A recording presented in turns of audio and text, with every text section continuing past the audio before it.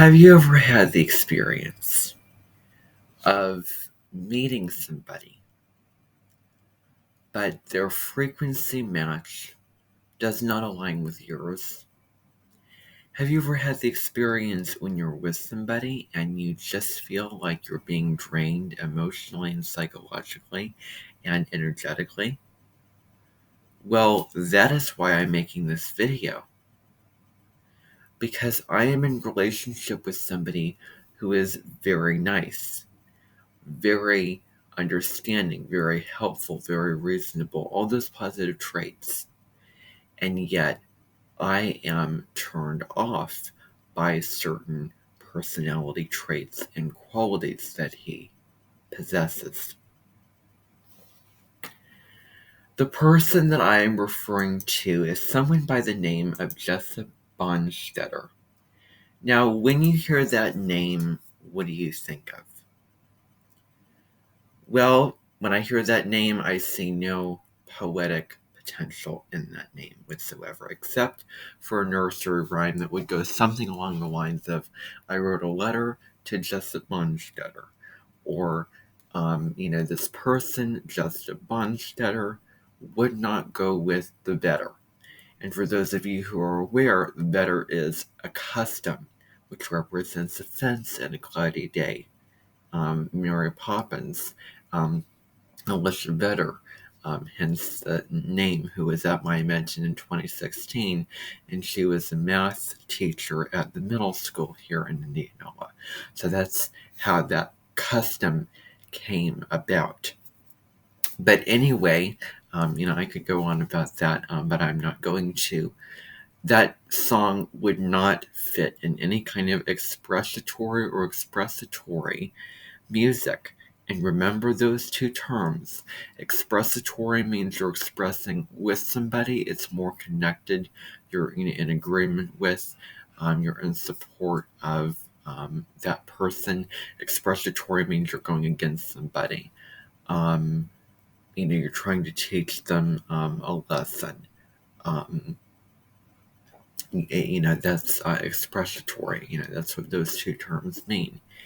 And I could not see the song, the name in a song with chimes and a woman with a brown hair, curly hair, curly brown hair, singing beautifully.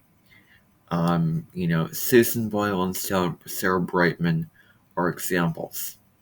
And speaking of music, there is also a song by Sarah Brightman called Sky and Sand.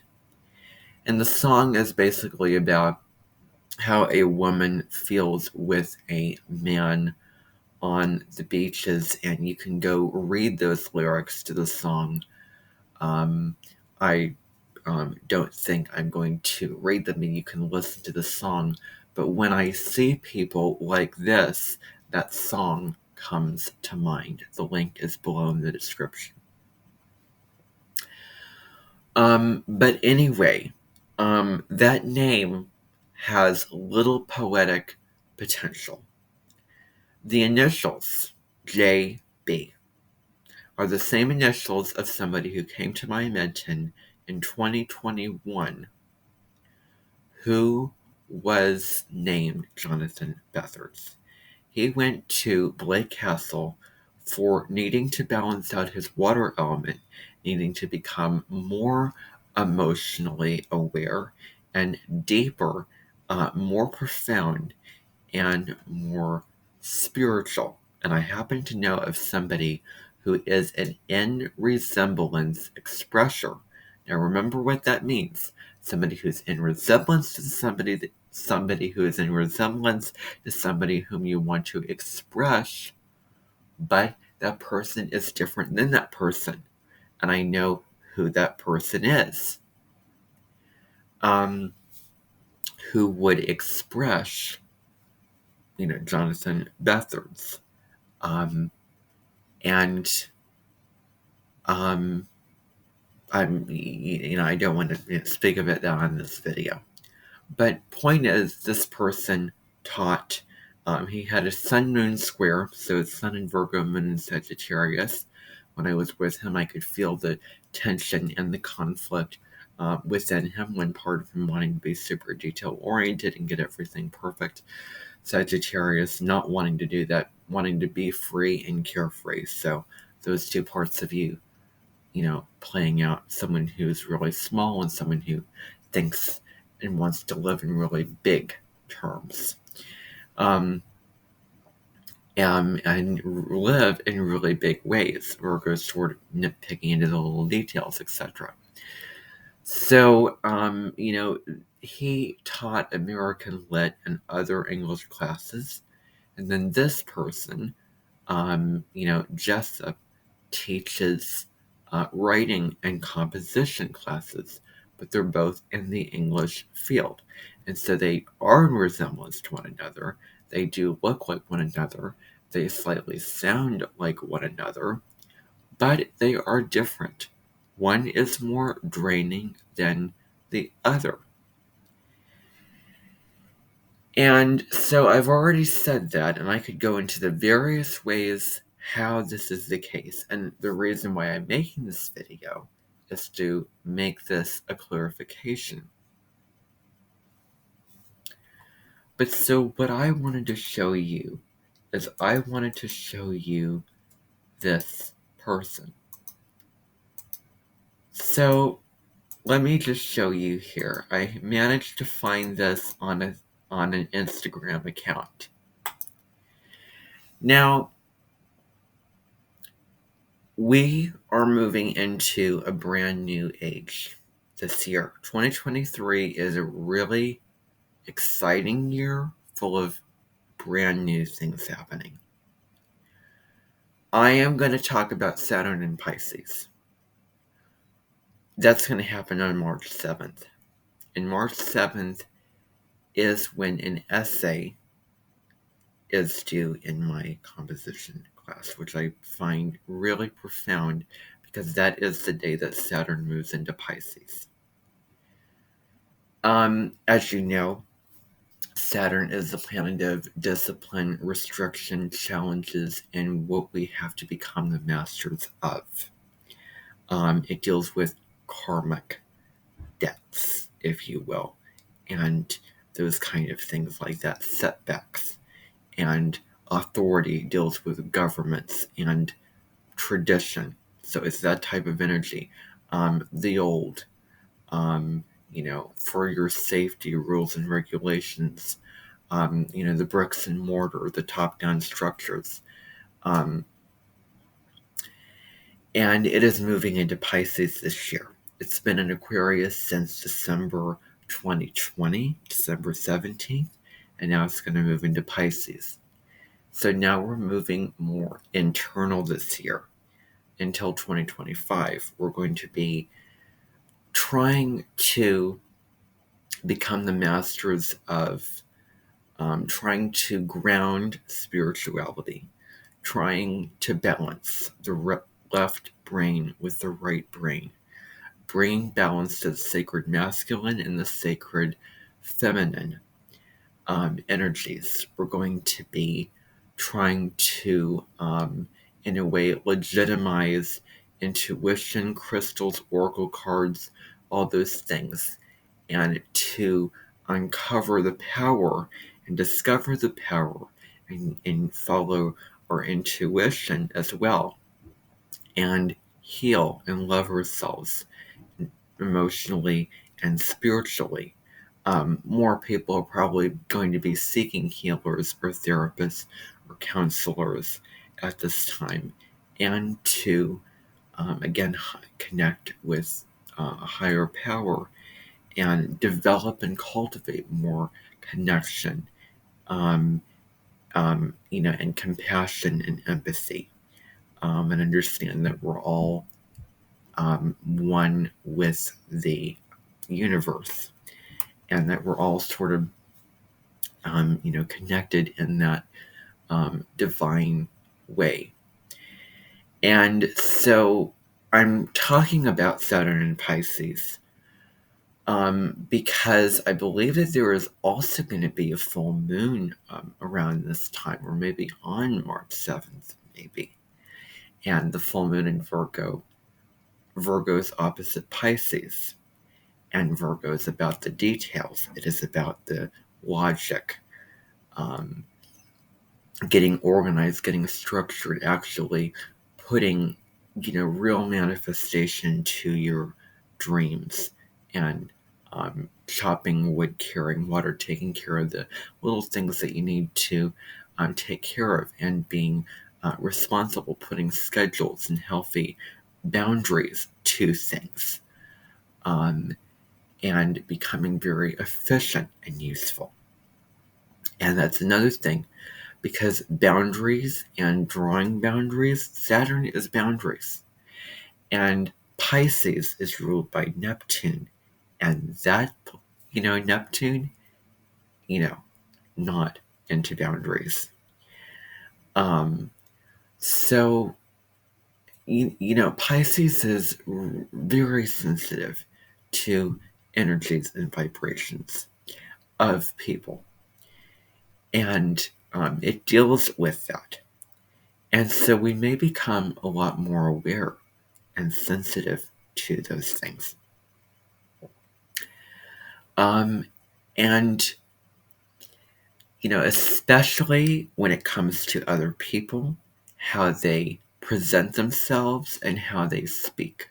They may mean well, may be kind, etc., but, also um, they may display certain traits and qualities that that you reject and that you're not a fan of. By just saying really small things, doing small things, responding in ways that are reasonable and that make sense, but the delivery, that's what I'm talking about. I'm talking about the delivery. Now, in mythology, there is such a um, placement in the natal chart as the Lilith. And in mythology, the Lilith was together with Adam before Eve came about in the Garden of, Adam and Eve with the forbidden fruit, etc. Adam was related to Lilith, a really strong and powerful, formidable feminine force um, that in this story really says a lot about women in society and speaks to the profound levels of femininity and the darker, more fiery, courageous, um, independent, stand up for yourself kind of feminine figure. And so Lilith rejected um, Adam and what he wanted in the relationship. And because of this, she was cast out of society. She would not submit to Adam. And just by saying no, just by not complying or conforming, she was cast out of society. So it is the part of us that says things that are really not, um, you know, that, mean, maybe they are, but we act in certain ways, but people reject how we act because of a certain energy or the frequency that we give out that turns people off depending upon the person. There are some people, a lot of people, in fact, that do not display these traits. But if there is somebody who shows the kind of flaws and sort of putting out, you know, less positive, energetic frequencies, then they would be what I would consider to be Lilith-like. And there is a scale and there is a spectrum and there is a range that you fall on. This person falls very high up on that scale. Not, very high up. Like you have the autism spectrum. Um, personally, I would be nearest to the top and just barely on there. So it's pretty well off of the kind of person that I'm talking about. But it is important to talk about because the Lilith shows your fears of what you're, suppressing, of sort of unconscious shadow material that you're trying to find a way to display, but other people just seem to reject it. And so it's this kind of thing with the Lilith. Lilith is intense and it is dark. And so with moving into the new Aquarian age and with Saturn moving into Pisces, then when it comes to the environment that we're living in, we are going to become more aware and take things personally. I myself have Saturn in a water sign, so it makes it very difficult for me to receive nurturing, receive love or care or emotional affection. I have Saturn in Cancer, so would that explain why I'm making this video? Maybe or maybe not. But anyway, family therapists looked at someone's, their patient's astrological charts. So anyway, you wouldn't really have to do a lot. Now, I also want to reference Just Add Magic. There was a recipe that the trio of girls made, or rather not. They simply touched a cupcake of powdered sugar, and the powdered sugar was magical. And they ended up just not meaning anything by what they were saying or doing, but it offended people and turned people off. That is a representation and a reference back to the Lilith. And there is nothing wrong with the person that you're seeing right now.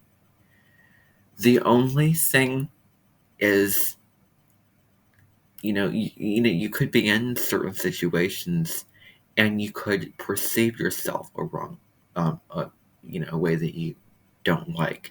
You don't like how you're seeing yourself with that person. You just are sitting in an environment with this person and you all of a sudden feel pulled down energetically, drained energetically, psychologically, emotionally, and you're wondering why you're feeling this way. When you like the person, when there's nothing wrong with the person, the person's nice and all those traits, but their, frequency is not compatible to you. And what I specifically want to talk about is maybe the way that they look at you. And just by asking a question to you or making an honest comment, and you don't like that and you reject that and you may be pulled down by that. And the other thing that's really important is how they speak. From my experience, the person that you're seeing on your screen speaks like a surfer who is very manly, but also speaks like a male Jacobson in the meadow, and N-E-N, somebody who also goes up into a high voice. And in a way that also reminds me of somebody in Hetty Winthrop who went off because of a mental difficulties and going to along the beaches and then suffering in isolation, and then it would be all over. And that's another reference that I want to make. And I'm very good at spotting resemblances between people, I like to think. And so that's also important too, the way that they're speaking. And I'm not going to sit here and imitate the way that this person speaks, but it is in a way that in small doses and in reasonable doses, it would be fine. Some people speak in a way that you listen to them and they cut through the air. The way they speak is piercing, it is intense, and it is also a signification and an indication of them taking the power and having the power and being more powerful. I'm filming this video on the day that the sun is conjunct Pluto in Capricorn at the later, very latter degrees of Capricorn. At a latter degree of Capricorn. Pluto in Aquarius is another huge thing this year. But anyway, I'm also filming this video because they may also look like somebody who you have seen on TV or on a video or whatever. If you have seen a series of unfortunate events on Netflix and you have seen the Oscar Academy, recall that Count Olaf dressed and played the role of a gym teacher named Coach Genghis. I was in the room with this person, noticing the elbows and arms, noticing the appearance which you see here, and thinking to myself, you remind me of Coach Genghis. Far from it. He was actually Count Olaf, and he went to the extremes of making people run in the middle of the night. All night. Over and over again. I mean, Count Olaf was after, the, Baudelaires and that whole story. I don't want to get into that. But anyway, that is a thought that I have. And so I just wanted to make this video and make it clear. Does this person look like Count Olaf? Does this person look like Coach Genghis?